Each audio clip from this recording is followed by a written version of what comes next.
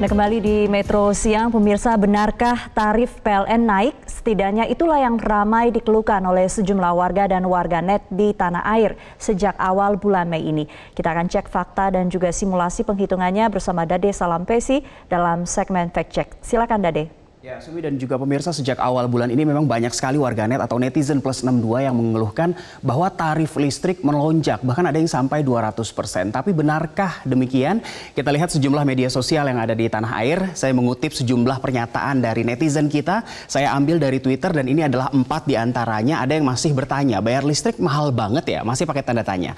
Tapi ada juga yang menautkan atau mention ke akun resmi Twitter PLN, yaitu @pln_123 sambil bertanya, mengapa sekarang ini tarif listrik lebih mahal, bukankah sudah ada diskon dan juga potongan harga bahkan. Dan ada juga yang sambil berkelakar begitu, netizen kita menyebut tagihan listrik mahal, gue dimarahin nyalain AC lama-lama. Ini yang ramai diperbincangkan warganet kita sejak awal bulan Mei ini, dan ternyata untuk menanggapinya PLN langsung memberikan konferensi pers secara virtual pada hari Rabu lalu 6 Mei 2020. Kita lihat pernyataan PLN dalam informasi grafis berikutnya. Ini disampaikan oleh Executive Vice President Communication and CSR PLN, Imade Suprateka, yang memastikan bahwa PLN tidak sama sekali menaikkan tarif listrik. Bahkan PLN juga membantah kalau ada yang berspekulasi ada subsidi silang dalam tarif listrik ini, pemirsa.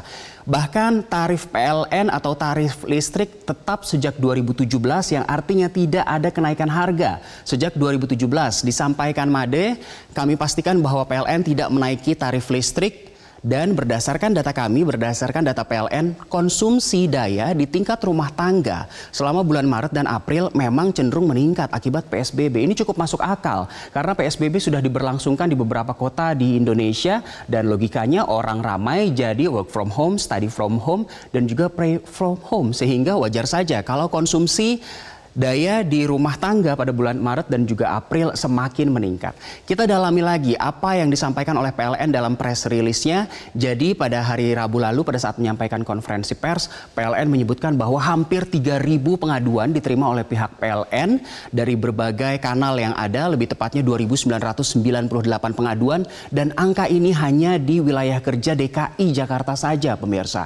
Dari sejumlah pengaduan, PLN melakukan pengklasteran atau pengelompokan, dan rata-rata pengaduannya itu tadi soal adanya tagihan listrik yang meningkat dari biasanya. Hal ini ditanggapi oleh PLN khususnya dari wilayah kerja DKI Jakarta dengan memastikan bahwa dari hampir 3.000 pengaduan yang ada ini, 73% diantaranya sudah ditangani. Ini dia informasi grafisnya, disampaikan oleh Iksan Asad, General Manager Unit Induk Distribusi Jakarta, bahwa 73% dari hampir 3.000 pengaduan tadi sudah ditangani, yang artinya dari hasil temuan tim PLN di DKI Jakarta yang turun ke lapangan, dari hasil pengaduan tersebut ternyata 94% datanya sesuai dengan pemakaian pelanggan yang dibuktikan dengan stand meter pelanggan, pemirsa. Artinya memang pemakaian masyarakat cenderung meningkat selama periode PSBB ini. Dan bagi Anda yang memang merasa bahwa harus bayar tagihan PLN lebih mahal pada awal Mei ini, kita lihat bersama bagaimana simulasi penghitungan PLN, pemirsa. Kita lihat simulasi penghitungan PLN. Jadi memang pada bulan Maret dan bulan April, petugas pencatat meter dari PLN juga menerapkan physical distancing sehingga mereka tidak datang ke rumah-rumah warga untuk melakukan pencatatan meteran KWH seperti biasa. Sehingga sistem yang digunakan oleh PLN adalah sistem di mana warga diminta untuk melakukan pengecekan mandiri dengan memfoto KWH meter mereka dan mengirimkannya kepada pihak PLN melalui berbagai platform. Apabila masyarakat sampai 29 Maret lalu dan juga 29 April tidak melakukan hal tersebut, maka PLN melakukan hal ini sebagai alternatif kedua. Kita lihat simulasinya bersama.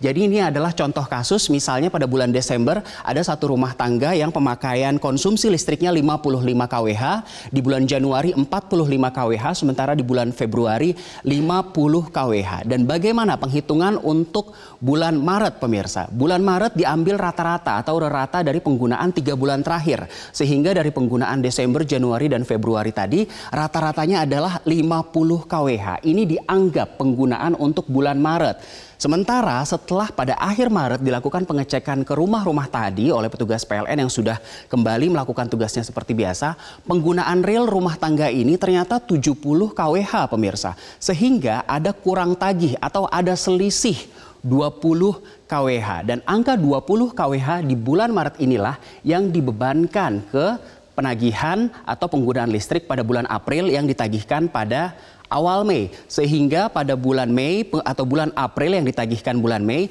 penggunaan realnya menjadi 90 kWh ditambah kurang tagih yang 20 kWh tadi. Kurang lebih simulasinya seperti ini pemirsa. Untuk yang bertanya juga, kok tarif saya malah turun ya? Simulasinya juga seperti ini. Jadi kalau dalam kasus ini ada kurang tagih, bisa saja untuk mereka yang mengalami justru lebih murah, artinya ada lebih tagih KWH di sini.